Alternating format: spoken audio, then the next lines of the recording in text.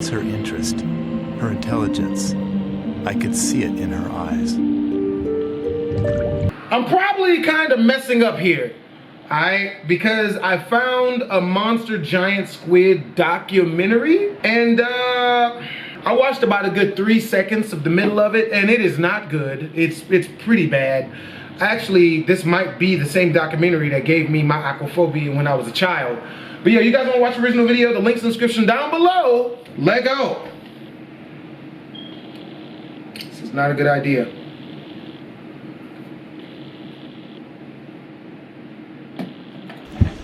It's a rebreather, a closed circuit rebreather. The CO carbon dioxide is pulled out, add a little oxygen, it comes back and you breathe it. Same as the guys who walked on the moon. Fantastic. It's really cool. I can stay down there with the creatures and film them for as long as I can stand the cold. The water registers 47 degrees.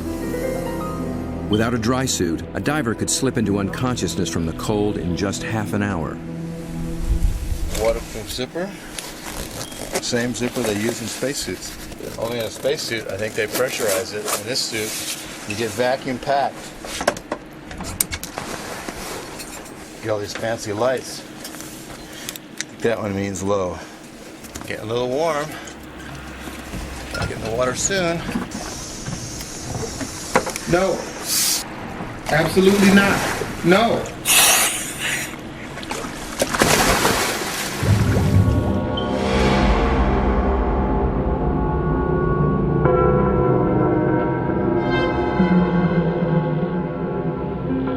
These gloomy green depths are called the Emerald Sea, and although cold, they are rich in oxygen and nutrients. The combination allows creatures to reach enormous size. No! Down at 60 feet, Bob and Peter pick up a trail of broken and discarded shells. A dead giveaway.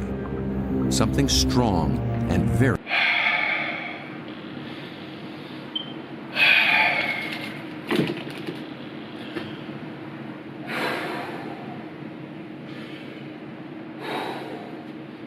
That helps.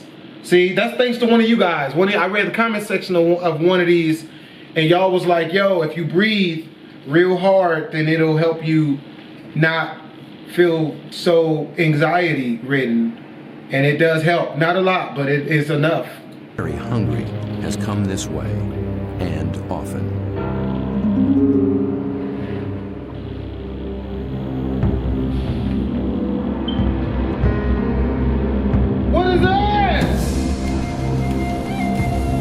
Should show more caution. It's up against a devious and determined predator.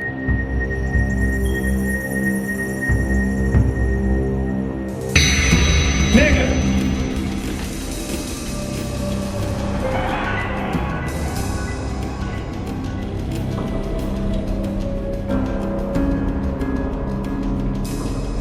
That's your ass. Oh, just gonna pull it right off. Word? Damn!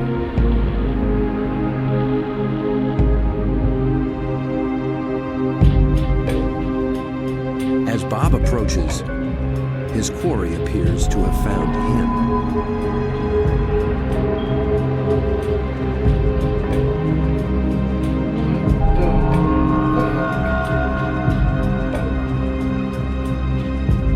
A giant Pacific octopus. No! 8 arms of sinewy muscle lined with grasping suckers reach out and gently explore the strange intruder.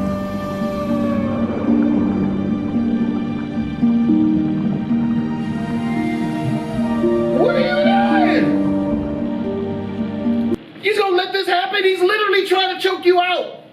That's 100% a full Nelson, and you just gonna let it happen? A giant can reach 20 feet from arm tip to arm tip and weigh in at 200 pounds. No, It's the largest octopus in the great clan called the Cephalopods, the group that unites the octopus and squid.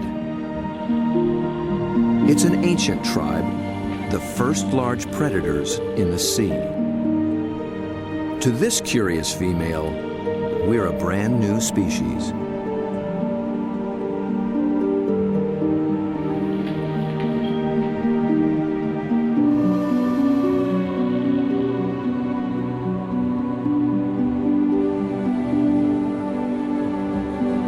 Cephalopod means head-footed, a good beginning in deciphering the octopus's amazing design. The head and body are encased in a large, soft sac, and the foot, derived from its distant relatives, the clams and snails, has become a siphon. Is it using anus propulsion to pull or push itself? A water jet to propel it in any direction. That's its anus. Oh, that's poop. A long time ago, its ancestors were a shell, but the octopus has given that up. Yet for creatures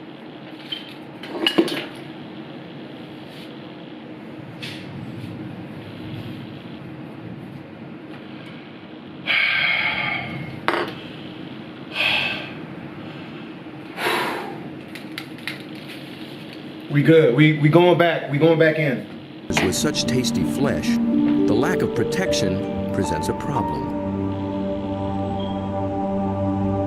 The cephalopod solution? The most extraordinary skin in the animal kingdom.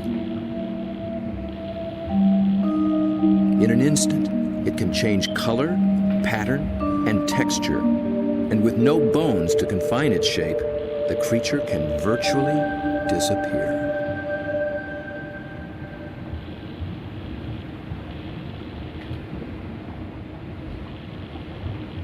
No! No! Another female lies sequestered in her den, tending to her brood of eggs.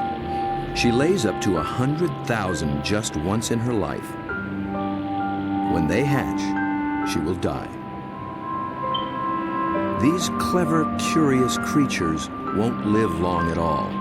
Their entire lifespan is no more than 3 or 4 years.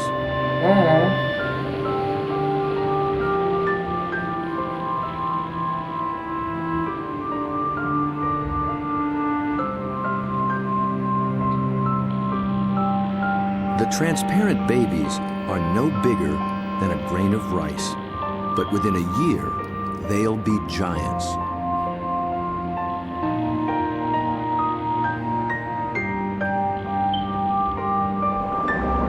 While the lives of these complex beings are all too brief, their line reaches back 500 million years, long before sharks began swimming the seas.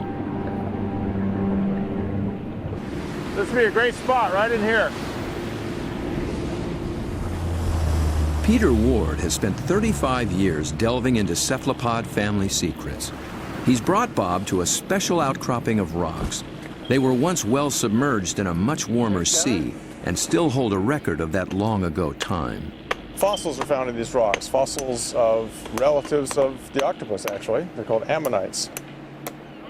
And how old are they? 80 million years in age. 80 million years. That's true. That is old. Back in those days, cephalopods made beautiful curved shells. If you dig long enough and hard enough, you can find some beautiful stuff. This is an ammonite. It's a fossil that is actually the direct ancestor of octopus. So this is an ancient cephalopod. It's related to the chambered nautilus. So the tentacles sat here and swam about. A shell is a mobile home and a defense against predators, but it's so cumbersome it makes swimming difficult. Of the almost 1,000 kinds of cephalopods alive today, only the nautilus still wears one. It's a living fossil, puffing along the reefs of the Indo-Pacific as though nothing has ever changed.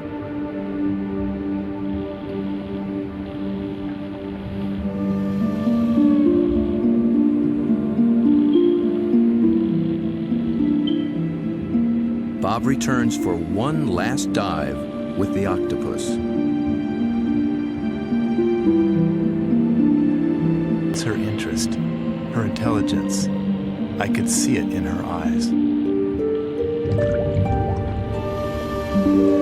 I think homie was on weed when he went diving, because I didn't see none of that in this octopus's eyeballs. There's something about the eyes of these animals just draw human observers in, and especially with the octopus and the cuttlefish, they definitely make visual. I can see their eyeballs making me draw my gun, but like, me in? No, boo-boo. Nope, I done seen Snakes on a Plane and all other scary movies because of bad acting, you know, so I know not to go anywhere near that. Eye contact with you and maintain it.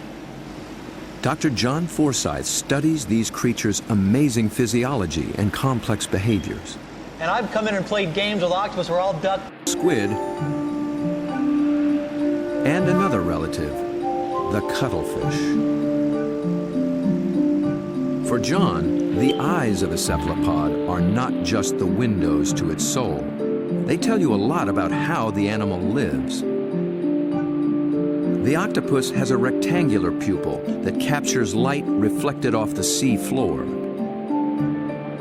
Squid's large round eyes are adapted to seeing darting prey in the twilight of the open ocean.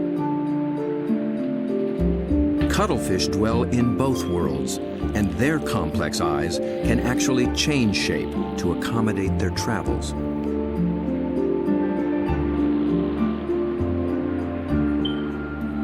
But it's not in their eerie eyes that cephalopods reveal their inner feelings. It's in their remarkable skin. Millions of tiny sacs of pigment called chromatophores dot their skin, each controlled by minute muscles. With a little flexing, a cephalopod can flash with rippling bands of color.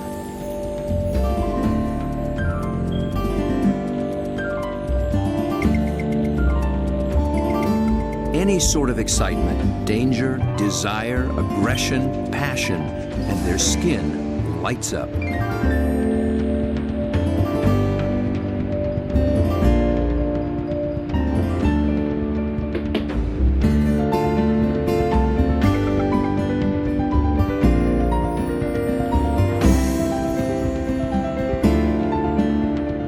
For creatures with no vocal abilities at all, this is looking back.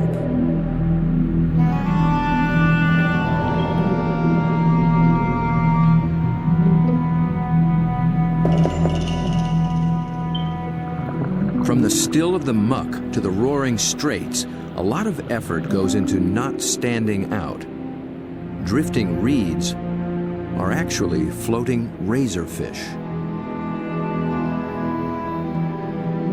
And the end of a few branches turn into ornate ghost pipefish.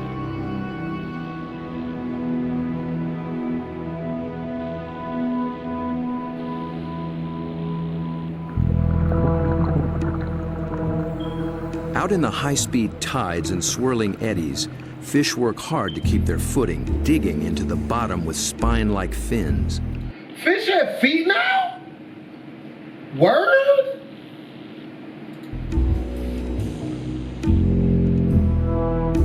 But even creeping along on the seafloor, you still have to make a living.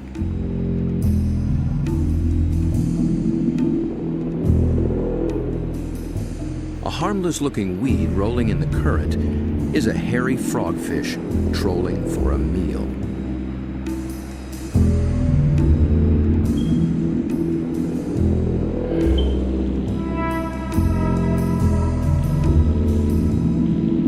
It comes equipped with its own strange lure.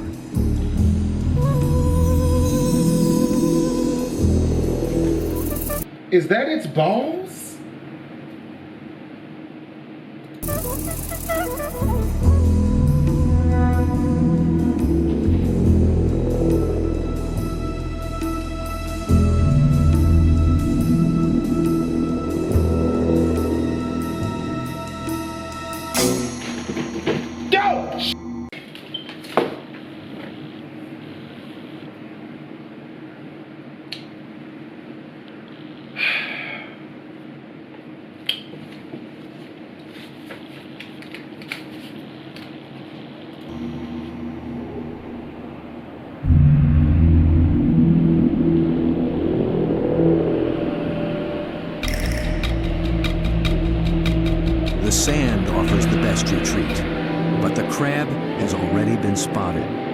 A marginated octopus is the perfect little predator.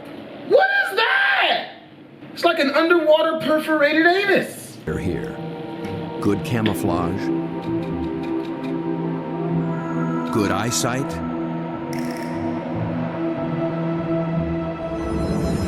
Good grip.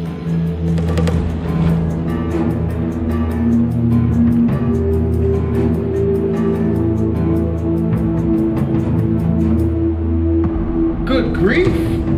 Oh, he's fighting back. The soft-bodied octopus has one more weapon up its sleeve to subdue the crab's claws. Venom. It finds a chink in the crab's armor, injects a neurotoxin, and the struggle is over.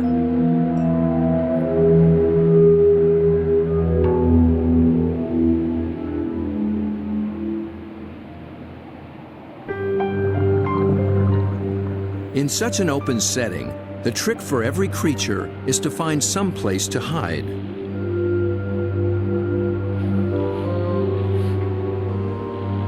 An octopus fits in just about anywhere, and John finds one tucked into a piece of discarded pipe.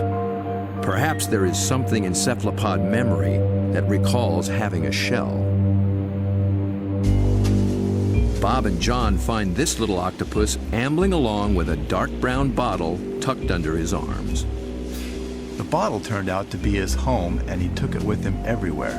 So I thought I'd offer him a new fancy place and see if he's interested in trading spaces.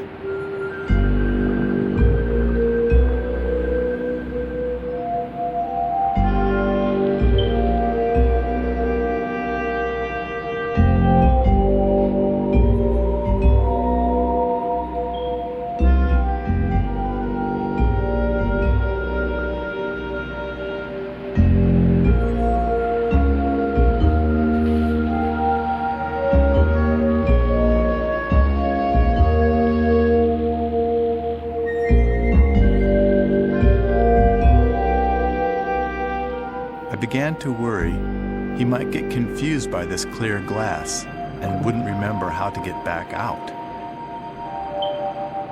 But after a few minutes, he slipped through the opening and went straight back to his old brown bottle. He'd made his choice. I think the clear glass was a little too bright, and besides, there's no place like home, especially when you can take it with you. That's actually pretty cool. It's actually kind of cool.